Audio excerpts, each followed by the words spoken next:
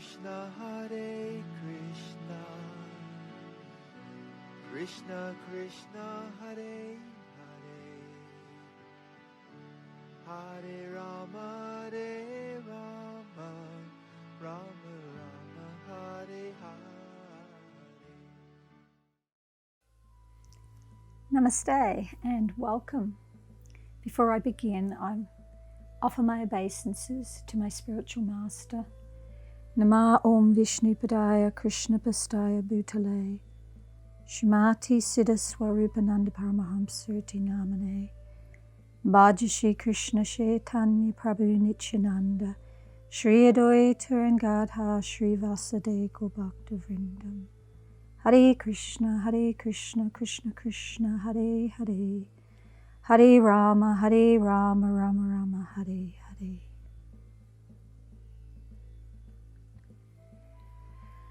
So, actually, when I'm offering my obeisances to my spiritual master, I'm just like a wasp. You know what a wasp is? It's not like a classy bee.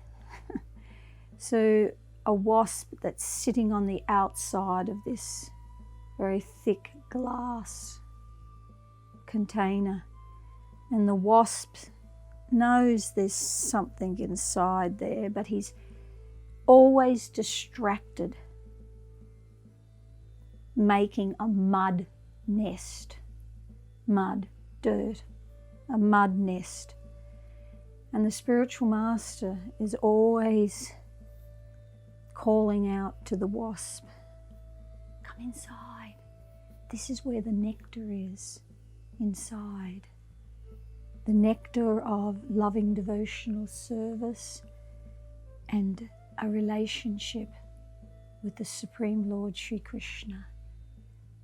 But the mud of the world keeps distracting me. So this time of the year is when Janmastami is celebrated, and it's always a wonderful opportunity to be not as distracted by the mud and to hear about Krishna's pastimes, because it's really focusing on Krishna on Janmastami. So let's begin talking about the pastimes of Krishna with Janmastami. 5,000 years ago, this planet that we're on at the moment was ruled by an emperor, King Surasena. And he had very pious qualities. But there was this gathering storm of lesser kings with smaller kingdoms who were not lining up with him, who were rebelling against King Surasena and his pious realm. And they were gathering forces, they were creating alliances with each other. And so even though they were kings of much smaller kingdoms, by aligning with other similar-minded kings, they were gathering forces and their armies were getting bigger. And it was very uncommon in those days, 5,000 years ago, but the sound of marching armies was starting to build in intensity across the planet. And the people themselves, the pious people especially, were starting to feel anxious about what was happening everywhere. And as this was increasing, it came to a point where the Brahmins felt so threatened in some of these kingdoms. They felt so threatened by the king's attitude towards them that they stopped lighting their fires, their sacrificial fires. They stopped chanting their mantras. And in those kingdoms, once that started, all the people became very affected by it. And those who were pious-hearted, pious-minded, became even more afraid. And those who were becoming influenced by these rebellious kings, they were starting to feel empowered by what was happening. So you can see this general atmosphere on the planet, this gathering storm on the whole planet. Now, Bhoomi, who is Mother Earth, Bhoomi was becoming more and more distressed as she became aware. It wasn't just in one hot spot there. It was the fires were starting to burn brightly all over the planet. And she thought, what can I do about this? Because there are still many pious people on this planet. What can I do? And she thought, I must go to Lord Brahma. Now, the Earth planet, she felt, well, this is not a heavenly planet. It's just an Earth, a middle planet. And the Earth is a middle planet. And she thought, I'm only going to get one go at this, presenting my case to Lord Brahma and asking him for help. So what she decided to do was she changed her form to that of a beautiful white cow, because she knew that Lord Brahma was very protective towards the cows. So she changed her form, and then she travelled to Brahma Loka. Now, throughout the universe, the whole universe, there is a mystical river that flows through the universe. And on this mystical river, the yogis travel along this mystical river to travel from one planet to another. And that's what Bhoomi did. That's how she travelled to Brahma Loka. And when she arrived there, at Lord Brahma's enormous palace, the guards there, they immediately opened the doors and allowed her in. She's this beautiful white cow. And she entered into the hall, the great hall of Lord Brahma, and he was sitting on a beautiful throne, and there were many dignitaries there from all over the planet. There was Lord Shiva, there were sages there. It was an amazing gathering that was taking place. And she comes there, and she comes down the middle through everybody, and they part as this beautiful cow has entered. And she goes up to Lord Brahma. And as she gets there, she actually kneels down. Have you seen a cow? Their front legs, they kneel down. She kneeled down to him, and she had genuine tears flowing from these beautiful lotus cow eyes. Lord Brahma was immediately, he wanted to help. What can I do? Why are you crying? What is happening? And she appealed to Lord Brahma to please help this situation that was growing on the Earth planet. Lord Brahma, he then spoke with a lot of the personalities that were there, the dignitaries, Lord Shiva and other great personalities. What could they do to help in this situation? And they all decided that they must go and visit Lord Vishnu, who was residing on the ocean of milk.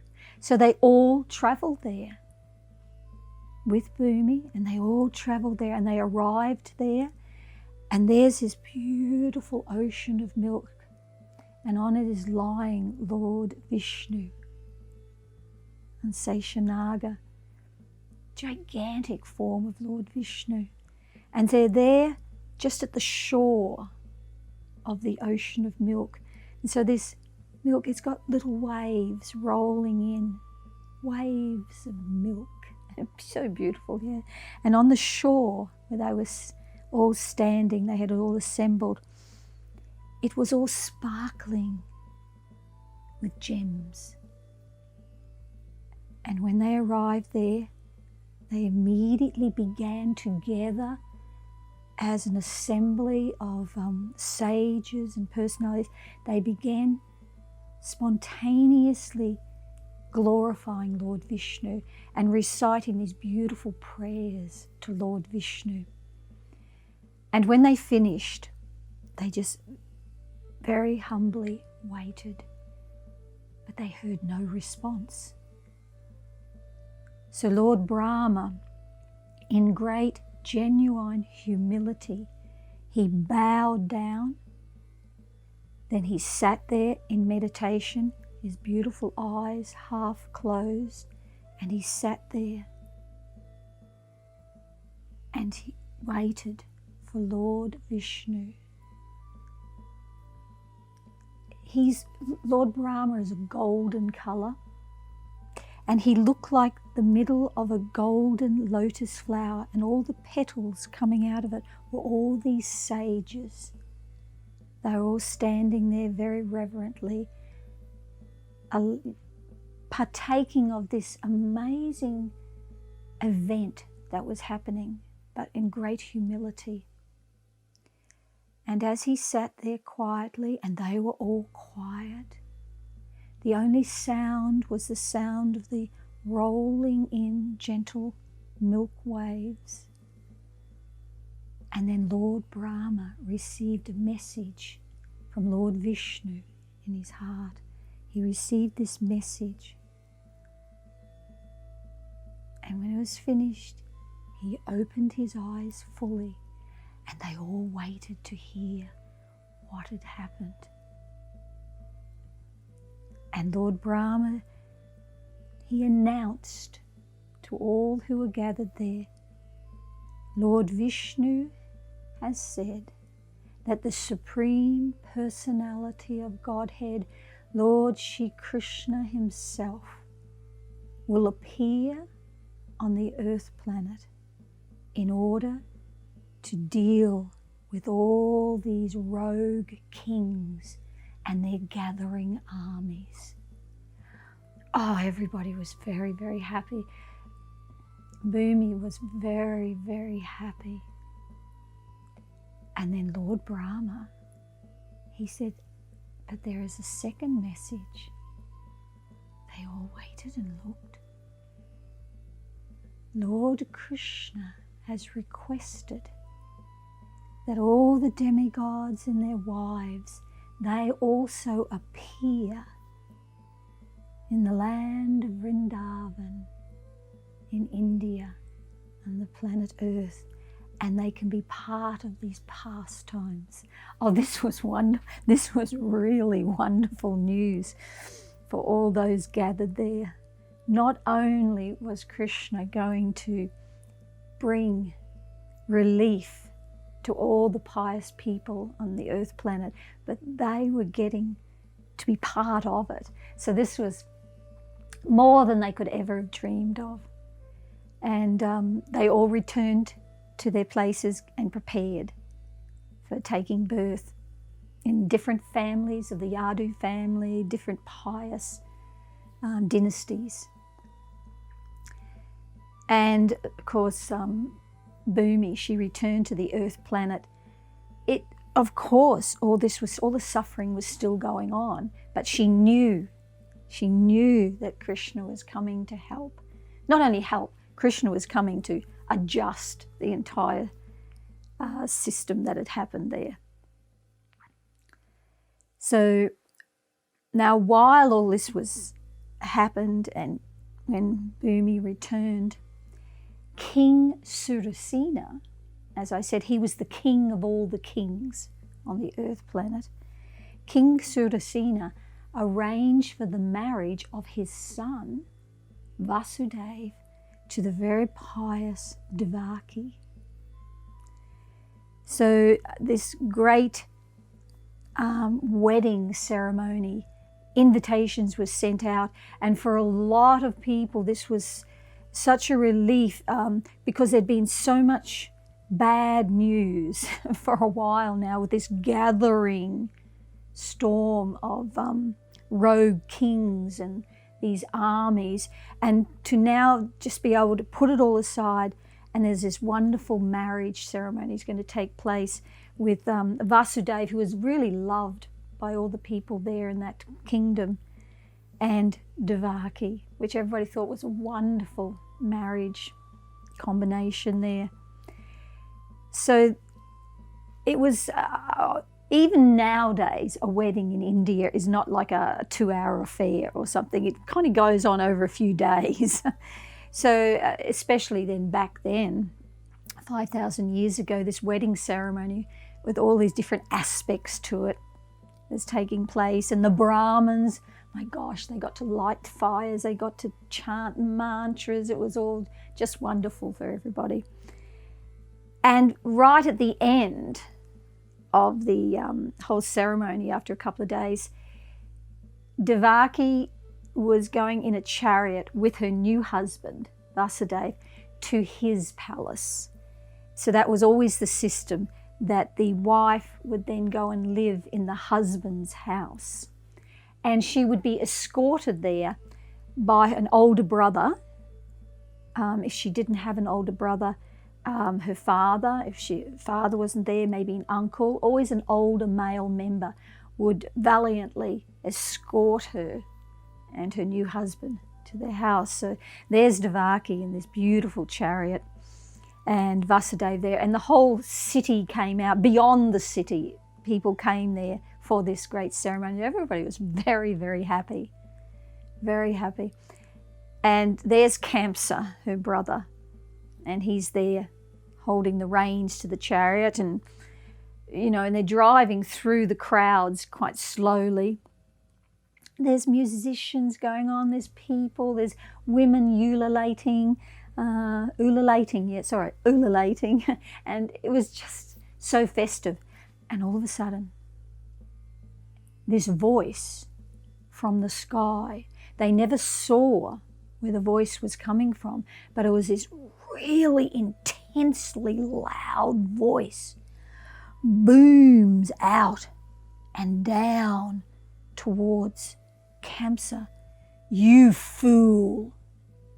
Don't you know that the 8th child of Devaki will be your demise? Her 8th child is destined to kill you.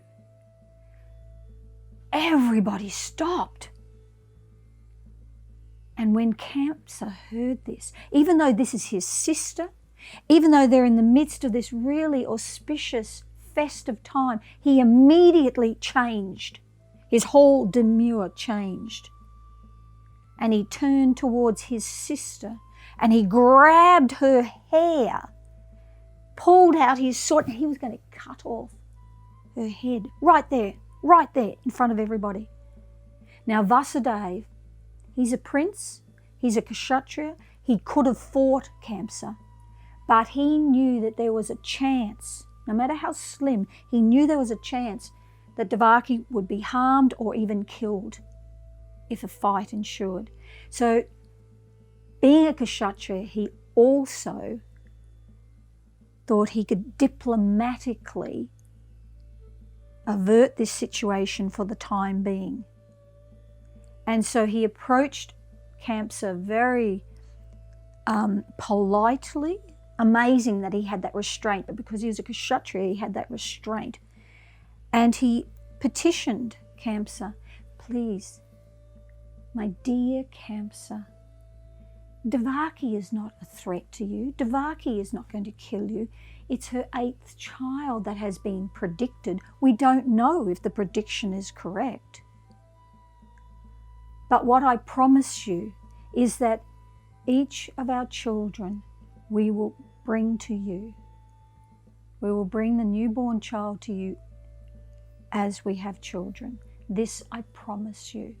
Now, Vasudeva, from the time he was very young, he was known for always telling the truth. He never told a lie.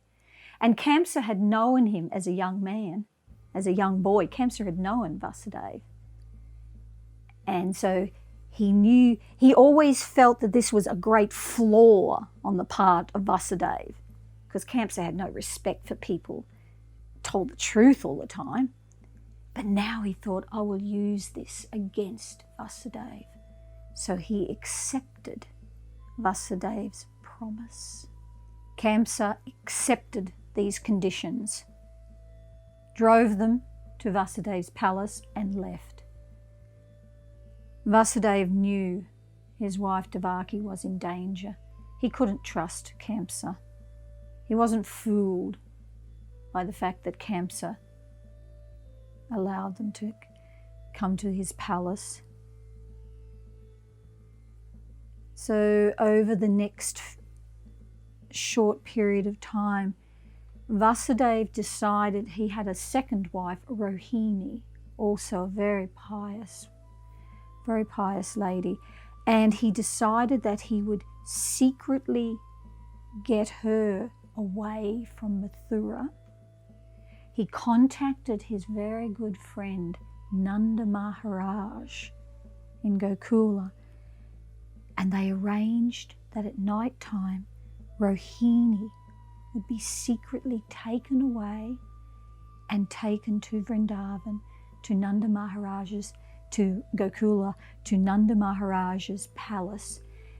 Only Nanda Maharaj and his queen Yasoda knew who she was. Nobody else there knew who she was, for her safety, so that there are any spies on the land, she couldn't be discovered there. So Vasudeva had arranged for one of his wives to be protected, but with Devaki, who was really the focus of Kamsa's anger, he knew he couldn't take her away and try and be secretive. She was too well known to Kamsa. She was his sister. There was no way that he could secretly keep her hidden for any amount of time. So they just had to wait there and see what happened. And they lived very quietly in Vasudeva's palace. But soon after that, Vasudeva's father, King Surasena, died. And the new King of Kings was enthroned. And it was King Ugrasena who was chosen. Now, King Ugrasena, he was pious. He wasn't like all bad. He was pious, but he had one very big flaw. He was so overly attached to his son, he could not recognize his son's bad qualities. Who was his son? Kamsa.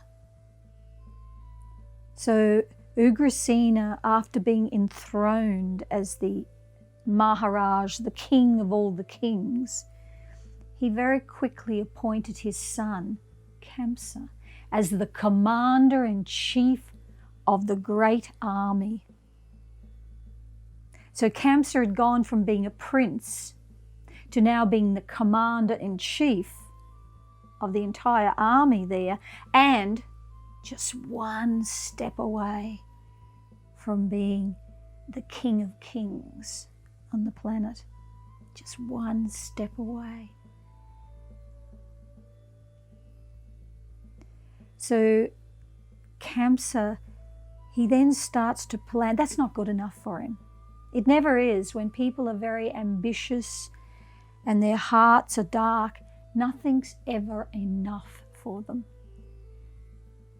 So he started planning how, step by step, he was going to get to be, very quickly, going to get to be the king of all the kings on this planet and take over the whole planet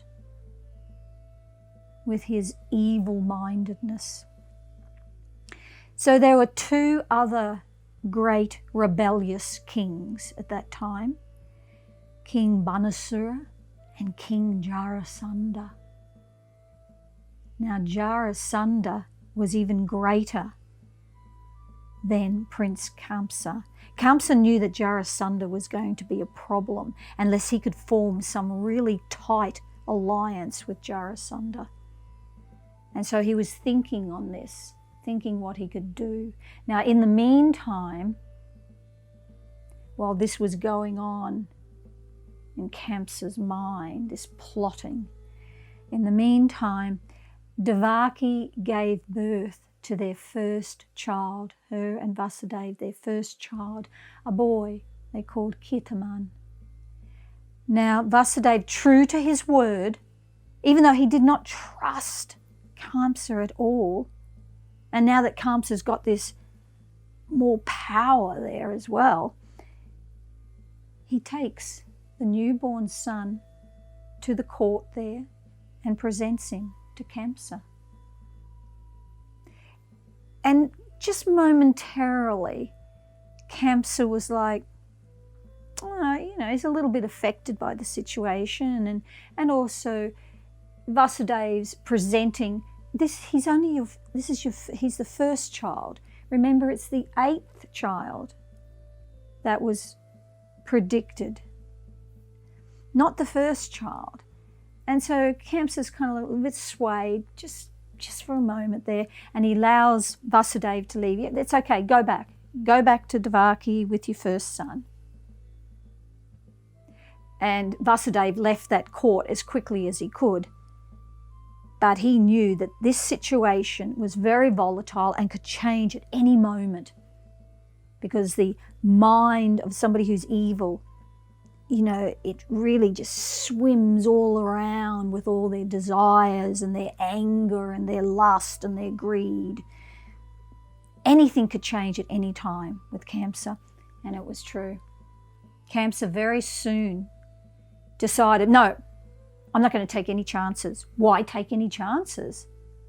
And so he sent a battalion to Vasudev's palace, had Vasudeva arrested, Vasudeva, Devaki and their newborn child, had them arrested and taken into prison.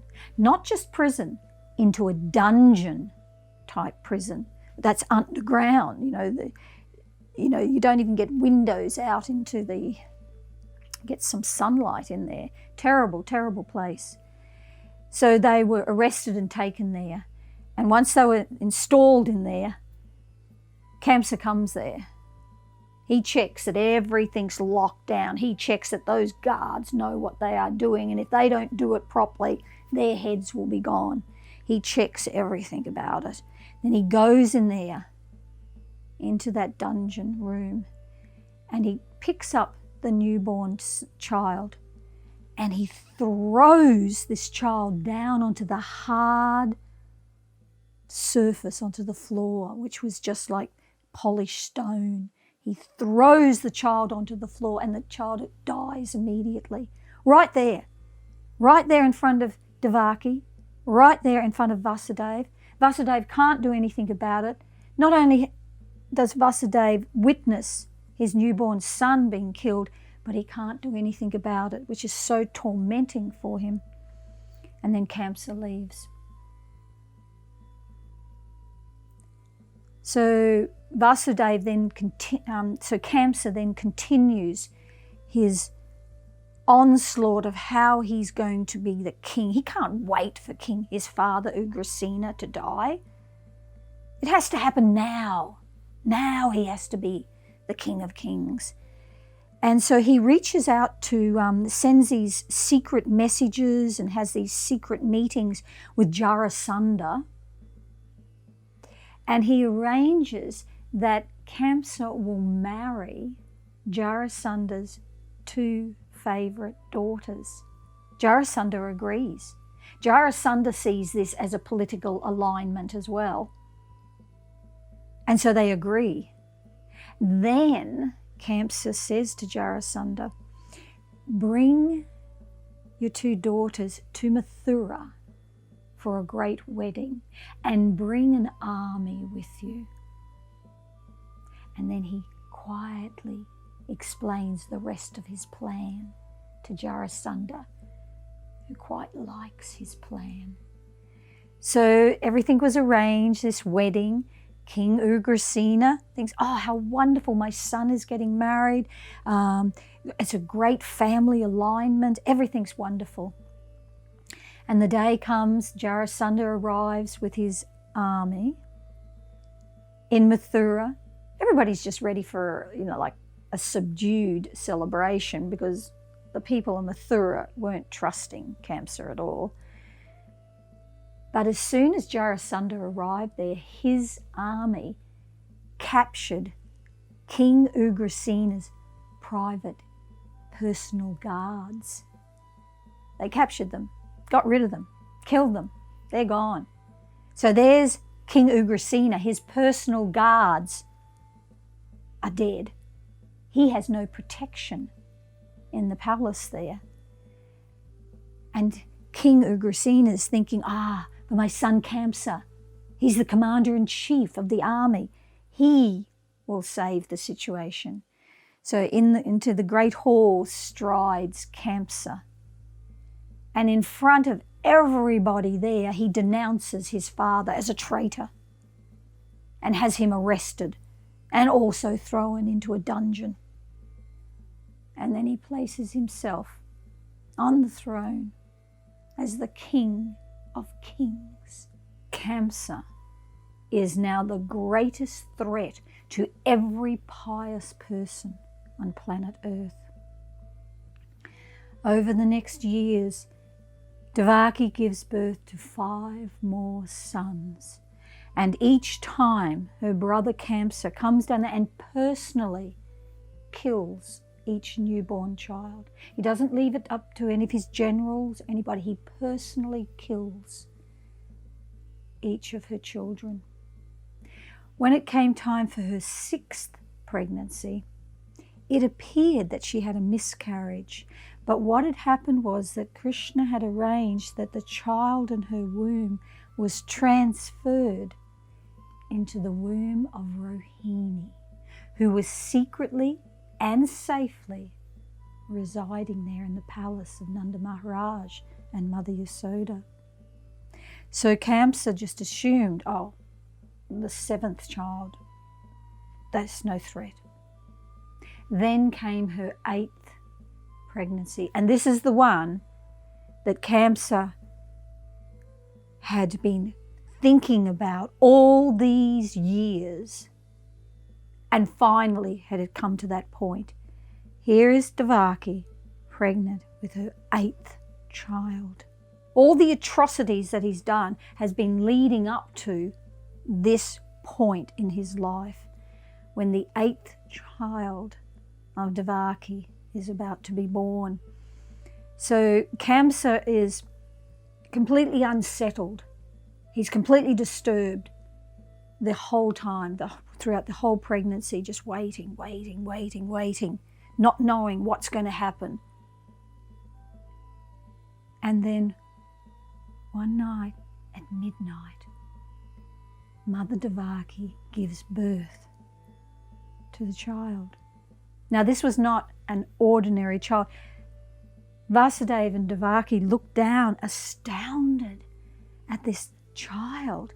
You know, when you may have seen when a child is born here in the world, they come out of the womb and they're all covered like in slime, and there'll be some stool and you know, ambiotic waters and all sorts of things, and they really need to be cleaned up a bit, you know. And the nurses, if there's nurses there, or midwives, they'll kind of clean them up a little bit, you know, to make them a little bit more presentable.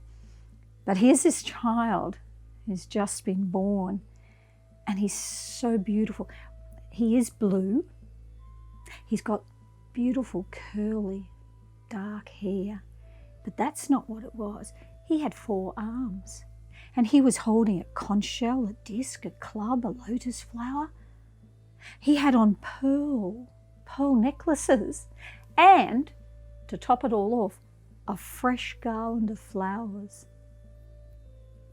Vasudeva and Devaki knew straight away, this is the Supreme Lord. This is not an ordinary child. This is not even a demigod. This is the Supreme Lord. And when you read the story, the Krishna story, it's really fascinating, because on one hand they know that this is the Supreme Lord, but being in that relationship of mother and father with Krishna, they immediately want to protect him. And so they're saying, no, just cover up, change your form, don't appear like that. Kamsa will know straight away that you are the one who've come. You are his demise. Please, please, just appear like a little child, and we will see if we can talk him out of this. So Krishna complies with his wonderful devotees who love him so much, And he appears there as this little boy. He may be blue with this curly black hair. So Vasudeva and Devaki are thinking, how are we going to protect him? And then they notice there's been this storm raging outside. But the doors to the dungeon opened. And they look out there. Vasudeva goes and looks out there, and the guards are deep asleep. So Vasudeva says to Devaki, this is my one chance. I will take the child. I will take him out of here. I will think of what to do. Wait here. Because there's this huge storm raging outside. He's not going to take Devaki out into the storm. So he takes this newborn child and he goes out and he's walking along the corridors and he notices the next set of guards are all deep asleep. And then he gets finally from section to section, then he gets right out onto the outer gate. All the guards are deep asleep, even though there's this storm raging. And so Vasudeva escapes out of Mathura. And even though, like I said, this huge storm with wind and lightning and thunder is happening, just over the top of Vasudeva, everything seems protected. And he escapes out and he comes to the river Jamuna. And when the Jamuna sees him and sees little Krishna, the Jamuna parts the river. Vasudeva, he takes advantage of this immediately and he crosses over the Jamuna, and then he turns around and he looks back and the Jamuna closes over. All the waves are rushing down again. And Vasudeva's thinking, well, if any of the guards did wake up and they were following me, they won't be able to cross the Jamuna. And so he makes his way to Gokula there to the palace of his friend Nanda Maharaj and Mother Yasoda. They were who he could think of to take his child to safely. And when he goes into the palace there, he ends up in the birthing room where Mother Yasoda had just given birth to a little baby. And she had been by herself. There were no midwives in there with her, no assistants. None of her lady servants were there. She was there asleep by herself with this beautiful little baby girl lying next to her. So Vasudeva, he goes up, he puts little Krishna there, he picks up the little baby girl, and he thinks, this I'll be able to say to Kamsa, it's a little girl, she's not going to harm you. So he takes the little girl back and he goes back on his journey across the Jamuna, that pass, back in through all the different sets of gates with all guards still asleep. And he gets back and he goes into the prison. As soon as he enters into the dungeon there, the door shuts. The guards all wake up. All the guards, they didn't actually even realise that they'd been deeply asleep. So they weren't wary what has happened. And so Vasudeva puts the little girl onto the lap of Mother Devaki and said, we will be able to convince Kamsa not to harm her because she's a little girl, and everything will be okay, and our son will be safe with Nanda Maharaj and Mother Devaki and Mother Yasoda, because they will think that that is their child. Everything seemed to be working out really well. And then the little girl lets out this high-pitched scream and the guards immediately heard it and they raced off to Kamsa to tell him the news that he'd been waiting for years. He races there, he comes into the dungeon, and he's not going to waste a moment of speaking anything. He's going to kill that child right now. And Devaki, she's pleading with him, it's a little girl, stop, it's a little girl. And Vasudeva's going, it's a little girl, stop, Kamsa, a little girl's not going to harm you. But he doesn't care. He's so focused on that child. He picks the little girl up and he lifts her up high. He wants to really make sure that when he smashes her on the ground, she dies. So he picks her up really high, and then she flies out of his hand up into the corner of this dungeon. Now, this dungeon that was always dark and felt small, all of a sudden the dimensions of it seemed to change. It seemed to be a really large room, and it was full of light coming from this child. And this child changed form and appeared as Goddess Durga. Goddess Durga is very frightening. And she has multiple arms, and they're all filled with weapons. And she wears a garland of skulls. So she was very intimidating. And she's looking down at Kamsa. And all of a sudden, he doesn't understand what's going on. Why has Devaki given birth to Durga? He can't, his brain won't function properly anymore. And Goddess Durga looks at him and says to him, "Do not kill any more children." And then she leaves, she disappeared. Kamsa's completely shaken by this whole event. He doesn't understand any of it. He feels afraid. So he goes up to Devaki and Kamsa. He falls on the ground and begs them to forgive him for what he had done to them. And then he releases them from prison. So Devaki and Vasudeva go back to his palace. Now this begins the unfolding of 1,000 stories, 1,000 glorious pastimes that Krishna and all his friends, the demigods who'd come down there, devotees, sages, it's just going to unfold now. And you'll have the witch Putana, her brother Aghasura the python. You will have the delightful, naughty cowherd boys. You will have the sweet cowherd girls.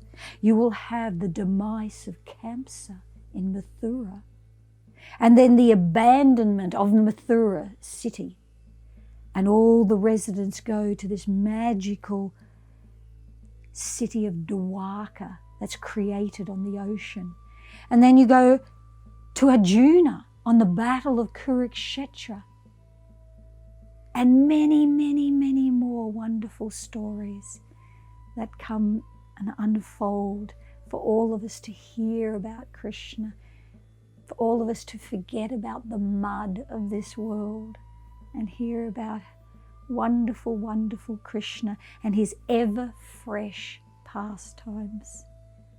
So on Janmastami 2020, Jai Shri Krishna.